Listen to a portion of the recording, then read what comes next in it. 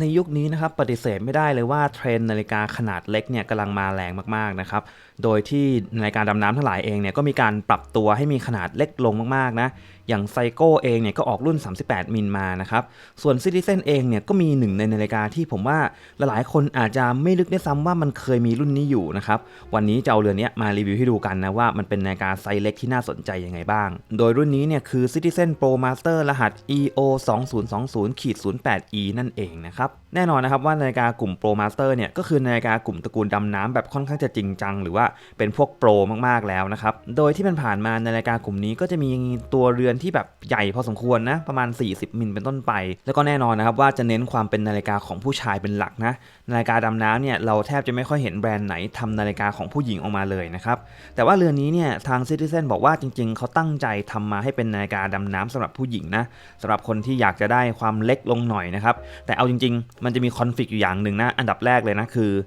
เวลาเป็นนาฬิกาดำน้ำอ่ะเราไม่ได้นิดให้มันเล็กขนาดนั้นเพราะว่าเวลาเราลงใต้น้ำอ่ะเราก็ต้องการอ่านค่าที่มันชัดใช่ไหมครับดังนั้นอันเนี้ยมันเหมือนมีความหมายประมาณว่าเป็นนาฬิกาที่เป็นสไตล์ดำน้ำหน้าตาดูลุยๆไดเวอร์สำหรับผู้หญิงที่จะใส่ในเมืองในชีวิตประจำวันทั่วๆไปไม่ได้เอาไปดำน้ำจริงจังอะไรแบบนั้นซะมากกว่านะครับซึ่งรายละเอียดของนาฬิกาเนี่ยโดยภาพรวมมันก็จะคล้ายๆกับตัว Pro Master ที่เป็นตัวดำน้ำตัวใหญ่เลยนะคือหน้าตาข้างในเนี่ยก็มาเป็นมาร์เกอร์อันใหญ่ๆนะครับดูเป็นนาฬิกาดำน้ำสุดๆแล้วก็พวกลูมพวกรายละเอียดดีเทลเรื่องการเรืองแสงในที่มืดเนี่ยอันนี้ทำมาได้ดีมากๆอยู่แล้วนะครับคือโดนแสงนิดเดียวปั๊บเนี่ยเอามือบังนิดนึงนะมันวาบขึ้นมาคือสว่างเลยนะครับดังนั้นเรื่องการเอาลงน้ำจริงจังหรือว่าการใช้งานในที่มืดเนี่ยเรือนเนี่ยผ่านสบายๆแต่ด้วยขนาดตัวเรือนที่มันเล็กลงนะครับเราจะรู้สึกอย่างหนึ่งว่าทุกอย่างเนี่ยมันดูคอมแพคมันดูแน่นมันดูโดนอัดยัดเข้าไปตรงกลางไปซะหมดเลยนะครับอย่างตัวขีดรอบๆที่มันเป็นสเกลวินาทีที่มันอยู่ตรง chapter ring เนี่ยผมก็รู้สึกว่าขีดมันก็ดูใหญ่แล้วก็ดูเป็นดีเทลที่มันเห็นได้ชัดอ่ะ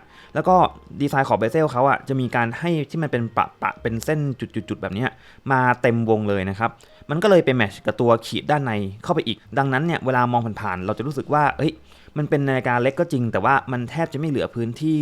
ว่างๆให้เรามองแบบสบายๆเลยมันมีอิเลเมนต์นำสายตาแทบจะทุกจุดที่เรามองเลยนะครับซึ่งมันก็จะได้กลิ่นอายเรื่องความสปอร์ตเรื่องความเป็นนาฬิกาดำน้ำความเป็นทูวอชมาเต็มนี่แหละแต่ว่าพอมันมาอยู่กับไซส์แบบนี้เนี่ยมันก็อาจจะขัดแย้งความรู้สึกเราเล็กน้อยส่วนขอบเบเซลเนี่ยเป็นขอบที่หมุนได้1ทิศทางนะครับแต่ว่าลักษณะการหมุนเนี่ยมันจะทริกกี้นิดนึงตรงที่มันจะมีส่วนที่ขอบมันไม่มีหยักอยู่ซึ่งจังหวะที่เราเอานิ้วไปหมุนฝั่งที่แบบมันไม่มีหยักเวลาที่แบบนิ้วเราไปโดนส่วนที่มันเรียบๆอย่างเงี้ยนิ้วเราจะไหลแบบนี้นะเพื่อนๆคือเราจะหมุนแล้วมันไม่ไปดังนั้นเนี่ยเราก็ต้องหามุมในการหมุนให้เล็บเราไปจิกตรงขอบที่มันหยักๆเป็นระยะนะครับดังนั้นการหมุนเนี่ยมันจะมีความแบบเดี๋ยวหนืดเดี๋ยวกริปดีบ้างเดี๋ยวลื่นบ้างเดี๋ยวกริปดีบ้างเดี๋ยวลื่นบ้า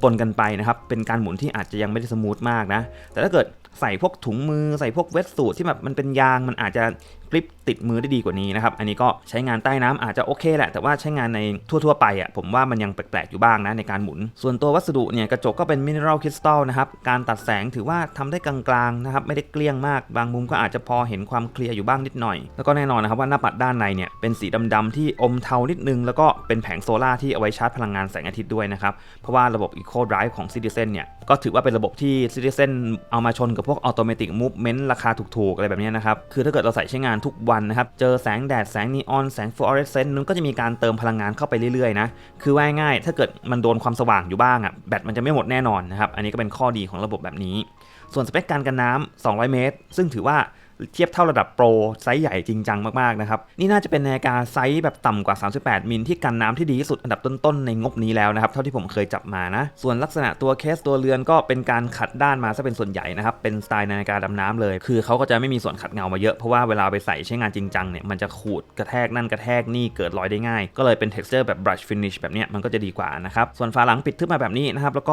็เป็นฝาหลังแบบเกลียวด้วยนะครับเกลียวล็อกลงไปมันก็จะกันน้ำได้ดีขึ้นรอบๆก็มีสเปคไว้อีกนิดนึงนะครับเป็น magnetic resistant ด้วยนะครับการสนามแม่เหล็กได้ดีด้วยส่วนขอบ bezel insert อันนี้วัสดุเป็นอลูมิเนียมนะแล้วก็มีความเงาแววนิดนึงนะครับเวลาเจอแสงก็จะเห็นริ้วๆนิดหน่อยแต่ว่าไม่ได้เงาเท่ากับพวกเซรามิกอยู่แล้วนะครับส่วนขนาดแคสไซส์วัดออกมาเนี่ยอยู่ที่ประมาณ36มิลกว่าเท่านั้นนะจริงๆตามสเปคเขาบอกว่า37กว่านะครับแต่ว่าผมวัดยังไงก็ได้ประมาณเนี่ย36กลางๆนี่แหละ ส่วนความหนาเนี่ยอยู่ที่ 11.7 มิลแล้วก็ลักทูลักอยู่ที่ประมาณ 42.6 มิลเท่านั้นนะครับส่วนน้ำหนักชั่งออกมาอยู่ที่ 64.7 กรัมแล้วก็ดีไซน์สายเนี่ยก็จะมาแนวแบบดำน้ำมากๆนะเพราะว่าด้านบนเนี่ยมันจะมีลอนที่เอาไว้ทำให้ตัวสายมันยืดหยุ่นได้นะครับสามารถรัดกับข้อมือได้ดีมากขึ้นไม่ว่าจะข้อมือเล็กข้อมือใหญ่ส่วนวัสดุสายก็ค่อนข้างจะดีมากนะนิ่มๆสบายๆนะครับแล้วก็ไม่ได้แข็งมากเกินไปแต่ก็ยังรู้สึกได้ถึงความแข็งแรงอยู่ไม่ได้อ่อนเหมือนกับเป็นพวกซิลิโคนราคาถูกๆอะไรแบบนั้นนะครับส่วนบัคเกิลเนี่ยจะมีดีไซน์ที่น่าสนใจมากก็คือตรงที่มันเป็นที่รัดสายมันจะเป็นจะงอยที่มันหักลงมาได้มีสันชัดเจนมากๆนะครับ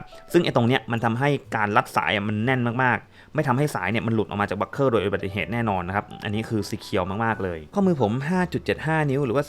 14.5 เซนเนี่ยผมใส่ประมาณรูที่3นะครับเหลืออีก2รูแล้วก็เวลาใส่เสร็จปั๊บเนี่ยสังเกตดูว่าตัวปลายสายฝั่งนี้เนี่ยยังมีความยาวตรงนี้ยื่นออกมาอีกประมาณหนึ่งนะครับดังนั้นเวลาใส่มันจะมีความแบบเลยนิดนึงนะซึ่งก็เสียดายเล็กน้อยนะครับไหนนาฬิกามันออกมาแบบ36มิลกว่าแล้วว่ามันน่าจะแบบทำให้สายตัวนี้มันหุบเข้าไปได้แล้วก็ไม่ต้องมาเผื่อยาวเยอะขนาดนั้นนะเพราะว่าคนใส่นาฬิกาไซส์เนี้ยมันข้อมือเล็กอยู่ละก็ไม่จำเป็นต้องเผื่อมากขนาดนี้ก็ได้นะครับแต่ว่าก็อย่างที่บอกไปเข้าใจได้เขาเผื่อมาเพื่อให้แบบลงน้ำดำน้ำได้ดังนั้นถ้าเกิดสมมติว่าผมใส่เวทสูทเข้าไปใช่ไหมครับผมอาจจะขยับรูมาเป็นรูนี้ซึ่งปลายสายตรงเนี้ยมันจะเก็บเนียนพอดีนะครับไม่ได้ดูกวนตามากละแล้วก็ตรงบัคเกิลเนี่ยอย่างที่เห็นนะคืออย่างเงี้ยด้วยความที่มันแบบเป็นเหลี่ยมๆเป็นจังงอยที่มันล็อกมุมพอดีมันจะหลุดเองยากมากนะเพื่อนๆคือเอาง่ายๆนะเอาแค่ตอนถอดไอ้ตัวสายเนี่ยออกมาจากตัวที่มันเป็นเข็มบัคเกิลเนี่ยยังยากเลยนะเราต้องหักมาอย่างเงี้ยแล้วก็เอานิ้วเกี่ยวด้านนี้ออกมานะครับซึ่งต้องอาศัยความเคยชินประมาณนึงถึงจะแกะพวกนี้ได้ง่ายนะครับดังนั้นเนี่ยเรื่องความซีเคียวบนข้อมืออันนี้สุดยอดมากเป็นบัคเกิลที่ออกแบบมาได้ดีมากๆอยู่บนข้อมือ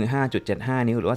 14.5 เซนก็ประมาณนี้นะครับก็ดูแบบน่ารักดีนะอย่างเงี้ยมองไกลๆก็จะแบบเป็นนาฬิกาดำน้ำไซส์จิ๋วๆที่ดูเข้ากับขนาดข้อมือเล็กๆอย่างมากนะครับคือลักทูลักมันก็ไม่ได้กางออกมาจากตัวเรือนนะครับเพราะว่าปกติแล้วเนี่ยถ้าเกิดผมใส่นาฬิกาดำน้ำไดเวอร์จริงจังเนี่ยขามันจะแทงเลยข้อมือผมมากๆอันเนี้ยพอมันแบบอยู่ในข้อมือเราแล้วก็ตัวสายมันมีความตีโค้งออกมานะครับทรงสายก็ดูหนาดูมีการช่วยกินพื้นที่บนข้อมือให้มันดูแบบสมบุกสมบันมากขึ้นด้วยดูลุยมากขึ้นดังนั้นมันก็รู้สึกสปอร์ตอยู่ประมาณนึงไม่ได้รู้สึกจิ๋วเหมือนกับเป็นนาฬิกาแนวเดรสเหมือนตระกูลแบบพวก Oyster Perpetual 36 มิลก็จะไม่มีฟีลลิ่งนั้นเลยนะครับคือความรู้สึกต่างกันมากๆอันเนี้ยยังรู้สึกสปอร์ตได้อยู่แต่ว่าขนาดก็สมส่วนดีนะครับเล็กลงมาเข้ากับข้อมือเล็กๆของชาวเอเชียแล้วก็สาวๆหลายๆคนได้ดีมากๆนะครับอันเนี้ยผมว่าอันดับแรกเลยนะผู้หญิงสาวๆที่ต้องการนาฬิกาแนวสปอร์ตไดเวอร์แล้วก็แบบเห็นแฟนใส่แล้วแบบเฮ้ยเท่จังเลยอยากใส่ด้วยผมว่าอันเนี้ยเป็นหนึ่งในคำตอบที่ดีมากๆนะผมว่าไซส์มันน่าสนใจกว่าพวกตระกูลไซโก้ไฟสปอร์ต38 มิลอีกนะครับเพราะว่าพวกนั้นเนี่ย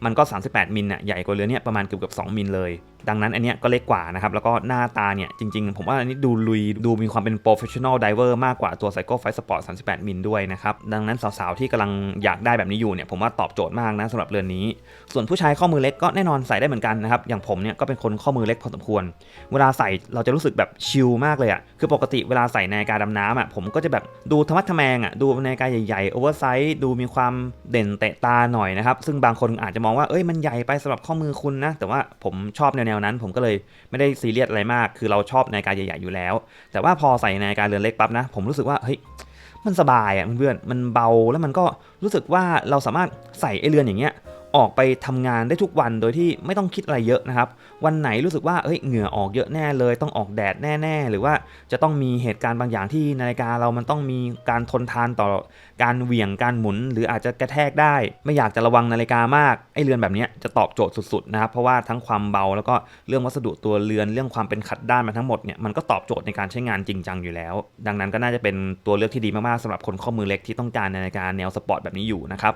แต่ว่าเรื่องสเปคเนี่ยแน่นอนมันก็จะเป็น Eco Dive นะมันเป็นเครื่องโซล่าดังนั้นเข็มวิมันก็จะกระดิกแบบก็ไม่ใช่นาฬิกาออโต้ดังนั้นใครที่อยากได้ความเป็นออโต้ด้วยอันเนี้ยก็ต้องดูกันไว้ว่ามันก็คือเข็มวิที่กระดิกเหมือนกับนาฬิกาควอร์ตนะครับถ้าเกิดอยากได้ออโต้จริงก็อาจจะต้องไปมอง Seiko Fight Sport 38 มิลซะมากกว่านะเพราะว่านั้นก็น่าจะเป็นตัวเลือกน่าจะอันเดียวแล้วล่ะในตระกูลไดเวอร์ขนาดเล็กแล้วก็เป็นเครื่องออโต้ราคาย่อมเยานะครับยังไงก็ลองเลือกกันดูนะแต่ว่าอันนี้ผมก็เชียร์เหมือนกันนะสำหรับคนข้อมือเล็กลองดูผมว่าติดใจแน่นอนนะครับส่วนราคาป้ายในไทยขายอยู่ 14,400 บาทนะครับแล้วก็ซื้อจริงเนี่ยมีส่วนลดจากที่ดูในเว็บออนไลน์ทั้งหลายนะประมาณ10,000บวกลบนิดหน่อยประมาณนี้น่าจะซื้อได้ละยังไงก็ลองไปหากันดูนะครับรีวิวนี้ก็ประมาณนี้นะครับแล้วเจอกันใหม่คลิปหน้าครับสวัสดีครับ